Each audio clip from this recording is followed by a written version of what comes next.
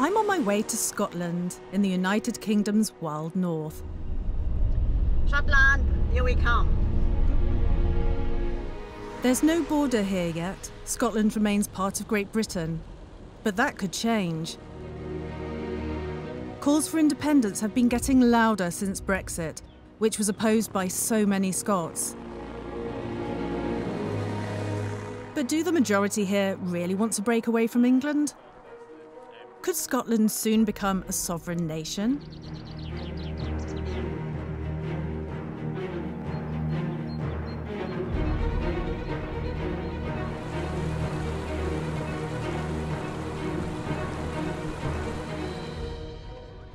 Right on the border, I meet Tom Fairfax, who owns a large piece of land here. Tom is half Scottish and half English. According to recent surveys, more than half of Scots now want to leave the United Kingdom. He says that's just romantic nonsense. He takes me to the highest point on his land. In the event of independence, this is where the border would run.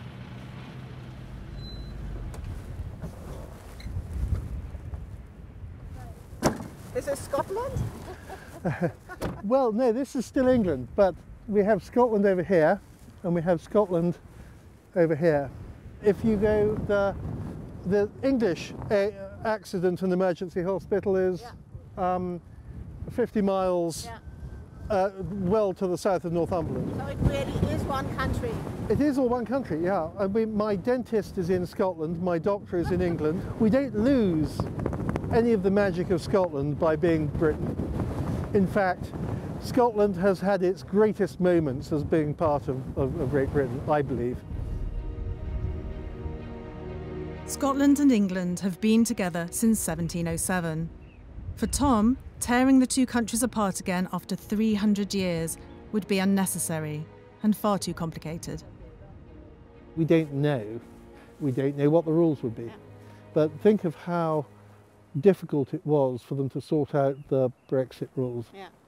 And Brexit, there were already borders in place, albeit with with the freedoms which we've enjoyed for a number of years. But actually, if you look at how integrated this is, how much resource would be set up trying to unpick this, and it would be astonishing. Second Brexit, Joxit. But is that how everyone here in the border region sees it? This is Coldstream, the first place we come to across the border. Most of the people here I talk to about Scottish independence agree with Tom. The grass is always greener on the other side, and some people think that we're going to be in a better situation, whereas I don't know if that's the case. And yeah, it's just like I say, I don't think it's worth the risk to take. The shopkeeper over the street is English, but like many here, he has lived in the town as long as he can remember. Passion runs high, but the mind will overrule passion, and you can look at it logically, that we're better financially together, we're better for industry, for trade, all of those things, so definitely better as a union. So is there anyone in Coldstream who is in favour of independence? After some thought, he comes up with a name and a number. Donald Muffet, the local MP for the Scottish National Party. And he is more than happy to correct my first impressions. So I heard you're one of the few who are for independence here, is that true? I wouldn't say one of the few, I'd say one of the maybe 30 or 40% in this area. I mean, everybody's entitled to their own opinion, but I think Scotland is not stronger within the United Kingdom. I think we're one of the last colonies left. Once Scotland goes, Ireland will follow, and Wales won't be far behind. And you could also rejoin the EU. I think if we had a referendum any time in this next 6 months, I think there's a good chance we'll win it with a good percentage of vote, and we'll be back in Europe fairly soon afterwards. That's what you want. Yeah. But it's not that simple. His party desperately wants another referendum. But first, London would have to officially approve such a vote, and the government there is opposed to it. Still, Donald is confident. It will happen. You're sure? Oh, I'm definitely sure. I'm very confident.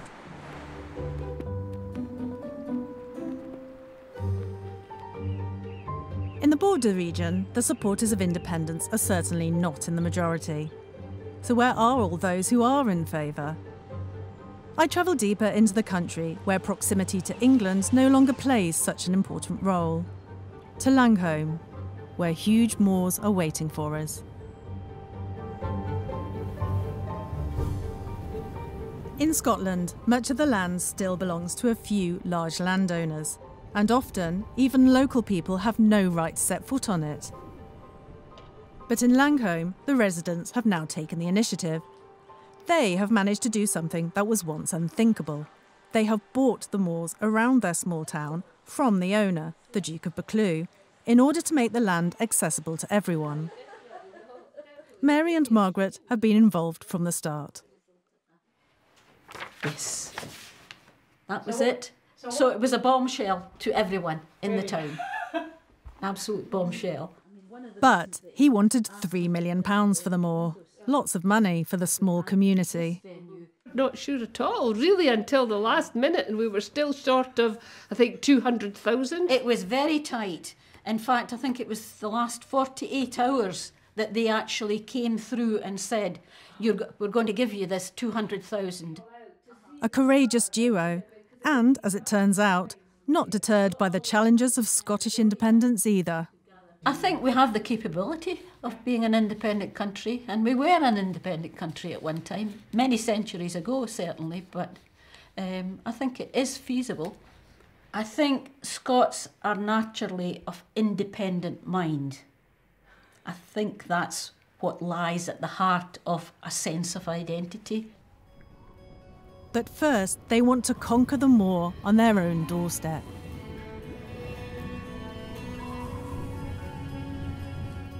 Over 2,000 hectares of land that was previously used for commercial grouse shooting. They now want to restore it to its natural state.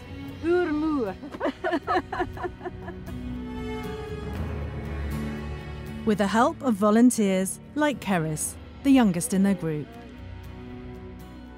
But how does that feel when you look at it? It just lifts my heart. Yeah. And for coming generations like Keris, you know. So using the land, we'd be able to restore peat bogs, which help suck in carbon dioxide and fight climate change. Yeah. And climate change is a really big issue for my generation and my future. So which is why I was interested in the land as well. They have a huge task ahead of them, and they want to make a start the moment the Duke of Buccleuch signs the contract. Incidentally, he charged them the full market price for it. And so not everyone in Langholm was enthusiastic about Margaret and Mary's idea at the beginning. Why should the community give so much money to a large landowner? Surely that just reinforced the old feudal relationships, some said. Because it wasn't their land in the first place, but legally it is their land, and this is the only method that's open to us to try and buy the land on behalf of the community. We can't land grab. Managing the moorland successfully won't be easy. But if you don't dare, you can't win, they tell me as I say goodbye. And that's exactly how many Scots view independence. The goal of founding an environmentally friendly country is what drives many here towards Scottish independence. The next UN climate conference takes place in Glasgow in November. And with Scotland's environmentally conscious population, it's a fitting location. They already get 90% of their electricity from renewable energy. We have arranged to meet 4 Glaswegians under this motorway bridge. Anne, Panda, Sarah, and Graham. They are planning a huge project for the climate summit on this wasteland. They want to plant trees here and lay out wild gardens. There will be information displays on climate change, street art, and lots of music. A playground for a better world. The initiative arose spontaneously, without any involvement or guidance from the city. You know, whether it's a Scottish, it's very much a Glaswegian, I think, psyche, you know, that we're just like, right, we're going to do it. And, you know, there wasn't any, we haven't waited to be told. Everything that we've done up to now, we've all effectively done ourselves. Yeah, you just have to kind of take your initiative, I guess, do you know what I mean? And I think that is a very Scottish thing, is we want to do our own thing, yeah, and we want to just be self-determined, that's it. Yeah. They all want to be independent from England, and that's quite typical of their generation. Almost 3/4 of Scots under 35 now want a clear break with London. Within Scotland, we've never voted for Tory, and it's something that it's always been much more left-leaning, or well, centre-left, anyways. And so yeah, we keep on getting given a government that we've never voted for. And in Scotland, there is so much resource in terms of water and energy that we have, and we're already doing it. I don't see how you can make those economic arguments now in light of Brexit. And you know, when you look at like the impact on things like Scotland's shellfish industry, it would be much better in the long run for us to self-determine. Left to their own devices, they could rejoin the EU and reverse Brexit.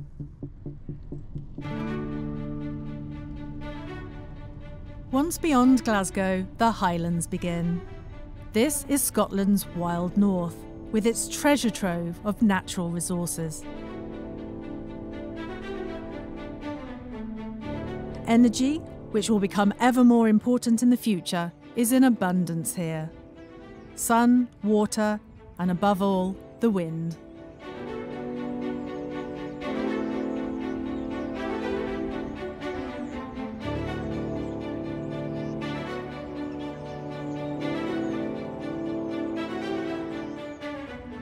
Right on the banks of Loch Ness, we meet Jeremy Leggett. A year ago, he bought a large piece of land here. He plans to rewild the site, but that means cutting down trees first. Conifers like these are not natural here, and they damage what is a delicate ecological balance. He's a successful entrepreneur and a former Greenpeace activist, and he has big plans. The land around Loch Ness is exhausted from decades of over-exploitation. With a team of young biologists and foresters, he now wants to change all that. First, he'll regenerate the soil, and then build ecologically sustainable houses here to finance the project.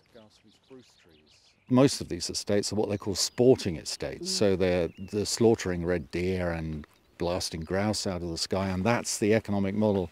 And one of the things I dream of being able to do is make this estate commercially successful, or successful enough that we can perhaps persuade some of these folks that there is an environmentally kinder way to operate going forward. Their main goal is to create an environment in which the soil itself helps to halt climate change. People in the past, I think, overlooked the fact that if you want to capture carbon, the soil has a very important role to play. People usually look what is happening above, you know, carbon storage in trees and these kind of things, but they completely overlooked that healthy soils lock up carbon as well, and in particular in soil formations. Jeremy Leggett is English, but unlike many who buy up entire areas of the countryside here, he wants to return the land to the Scots through a foundation after his death. It's a society in which he feels more comfortable than among the English. It's like chalk and cheese. In Scotland, they have a policy for repeopling the Highlands. They want migrants to come in and restore the place, look after it, do a healthy economic activity. It's totally the opposite from England, where you have a bunch of nationalists in power, right-wing nationalists, and they don't want people to come. And, you know, they're anti-foreigner, and this is one of the reasons I moved up to Scotland. But would he take the next step, the complete decoupling of Scotland from England? In principle, yes, he says, Scotland's very well endowed for all that. So this is a great start for a new economy. And then, of course, if you look at the rules for the economy, the financial rules, then you could design something better quite quickly. So there's no need to be scared that Scotland couldn't go it alone economically? If I were a Scot, I wouldn't be scared of the change. I think I'd be more scared of staying hooked up to the nationalist English.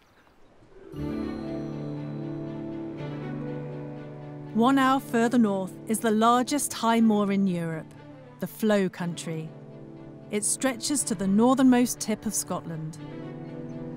Megan Rowland is the ranger here. Her main task, to keep an eye on the deer and to control their numbers. And that means shooting some of them. Before she came here, she was a vegetarian. Killing an animal was totally alien to her. But the deer destroy the precious moorland if there are too many of them, and so Megan has had to get used to it. It was a strange experience. I mean, I didn't know what to expect, and you build it up in your mind and think it's a very kind of, you know, will I be full of adrenaline? Will I cry? Will I, what will I? And it was it's a very clinical process, and that took me completely by surprise. On an emotional level, it was, I don't know, it felt very much like the right thing to do, and very much like I felt content that I was accountable for the whole thing. Moorland like this in the Flow Country is unique. The land has developed over thousands of years, built up from dead plant life, and it stores millions of tons of CO2 deep within the ground. As the plant forms, it absorbs carbon basically, and that's, you know, it's how it grows at the end of the day. So that gets drawn in from the air and gets basically stored and captured underground. The thing with this plant, let me grab, is that it's really good at altering the environment to suit itself. That's not that deep down there. You know, it's only that deep. But you think if that's 1 millimetre every year, it gives you an idea how many thousands of years, you know, probably 1,000 years worth. We've got areas here that are 4 or 5 metres deep, if not more.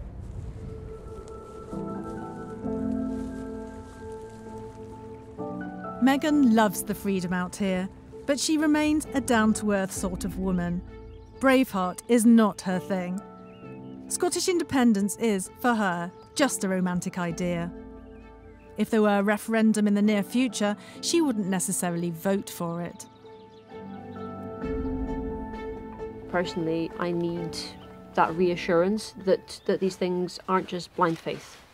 You can see with Brexit all the problems that are caused, and that's 40 years, you know, of a union. This is hundreds of years of history intertwined, and how we unpick that, I'd like that discussion to be had. Megan says we don't need another political adventure after Brexit. For her, an independent Scotland would be yet another step into the unknown. But would independence really be such a financial risk? On to Aberdeen. The last time the Scots voted on independence in 2014, the oil off the Scottish coast was seen as a key asset for those wanting to break away. If they no longer had to share the oil revenue with England, they said, Scotland would be a rich country. But a lot has changed since then. Oil prices have plummeted, and the reserves off the coast are far less than was thought at the time. I've come to visit the mayor, ensconced in what feels like a city centre palace. But Barney Crockett has no wish to join the independence adventure either. Aberdeen is, and always has been, a rich city, he tells me. So why not just keep it that way? We have more millionaires than anywhere outside London. So we have a very prosperous, really very, very prosperous area with lots of businesses. Barney Crockett worked his way up and out of the real poverty which has always coexisted in Aberdeen alongside its wealth. For him, the decline of the Scottish oil industry simply makes independence impossible. the tax take on the oil industry will definitely go down to nothing. And that is an absolute fact. And a lot of the argument that last time round was about how we could spend the tax. It was all about how we could spend the oil money. But there won't be that oil money. But also, what level are they going to try to raise in tax to try and pay for that? And to be honest, Aberdeen's biggest anxiety would be the second. Almost 60% voted to remain within the United Kingdom in 2014. And especially for the well-established Aberdonians, it would be unthinkable for Scotland to go it alone. We meet Jim Milne, one of the most successful entrepreneurs in the city. He made his millions selling buoys for oil platforms. More recently, he's also been investing in the wind industry, with protective plastic covers for offshore wind turbines. So could renewable energy make independence possible after all? Independence? No. I'm a unionist and quite frankly, Scottish independence is the worst thing that could happen to the country. Right, let's say they've got it last time, right? Because they can't afford it. They cannot afford it. And they keep moaning about Westminster, and yet they keep asking for more money. They couldn't afford to run Scotland without the UK. And their biggest customer is England. You know, it's just the whole thing's crazy. They lie through their teeth and are just no time for them. Independence would probably bring a lot more taxes as well, Barney told us. Is that no something? Question mark about it. That's probably the biggest thing will be tax. Yeah. That's going to be the big, big thing. So whether we like it or not, because we're based here, all the factories and other profits made in England attribute to the Scottish government. I spent a lot of money in it to make sure they didn't get it. Really? And I've done exactly the same again. Big bucks. Jim Milne and the Mayor Barney Crockett are old friends, and they still have influence in Aberdeen. If the mood does turn towards independence, they know exactly what they're going to do. I would have to be very gentle about it, but I would be saying, yeah, look at the practicalities. What is the currency that's going to be used? What is who's going to pay the pensions? How are we going to do the practicalities? And I think that will, in my opinion, that will have a big influence at the end of the day. Final. Scotland's not getting its independence because it's not good for Scotland. Around half of the Scots would completely disagree. On the way to Edinburgh, I meet some of the Yes Bikers,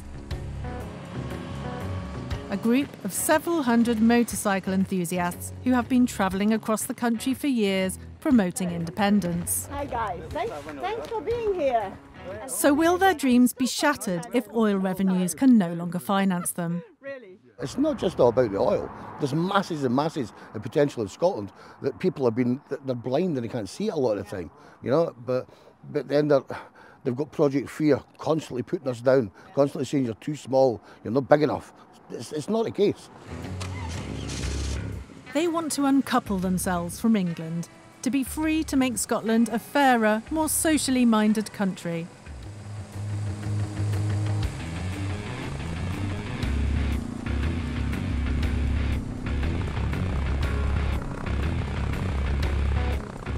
They are all supporters of the Scottish National Party, which is running in the Scottish elections on May the 6th with the promise of holding a second referendum on independence if it wins. And as a party of the centre-left, it has a good chance. Scottish nationalism is inclusive. It welcomes everybody in. I don't call people of Scotland Scots anymore. I say Scotland's people, because Scotland's got a lot of Europeans in there, and that's what they're part of Scotland. I take pride in my country, I take pride in my flag, and I take pride in the fact that we're quite an inclusive country. We welcome anybody. They reject the Brexit nationalism of the English, And they're especially frustrated that London is still refusing to approve a second referendum. And they're playing it every single time. Yeah. It's not once in a generation. It's when the people of Scotland decide they want to have a vote. That's when the vote should happen.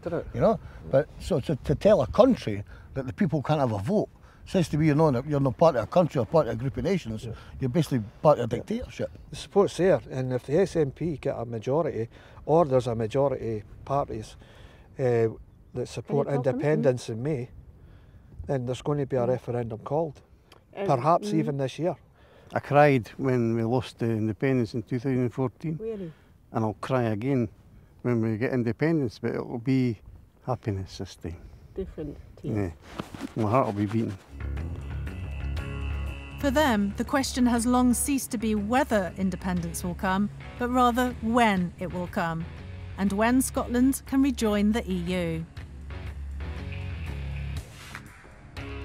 The capital of a newly independent Scotland would be Edinburgh, where the Scottish Regional Parliament already sits. And, much to the annoyance of London, despite Brexit, it steadfastly refuses to take down the EU flag.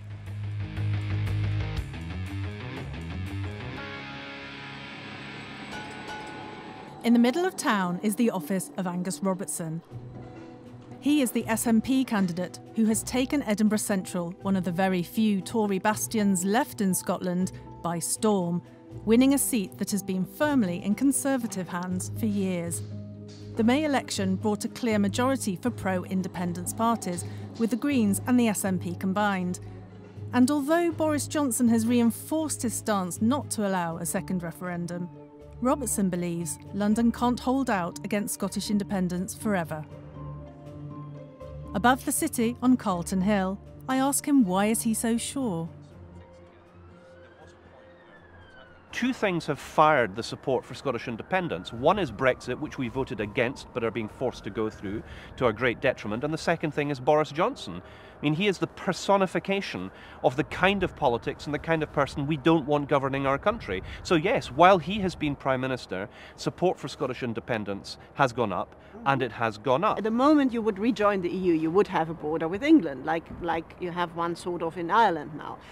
How do you want to overcome that problem? That is a problem, isn't it? But we have a challenge, as does the UK, with its border with the Irish Republic. And we are going to have to find a solution for that. But that is not an argument to not be responsible for your economy. But the majority of your goods at the moment, by far, is going into England, and you would have a problem with that. Well, if that was a problem, then Canada wouldn't be an independent country, because most of its exports go to the United States of America. So that's the first thing. The second thing is it's not a sustainable argument to say that because one is more or less financially dependent, which is what we're accused of, is an argument for the status quo. It's not. It's an argument for change. We need to export into the biggest single market in the world, and that's the European Union.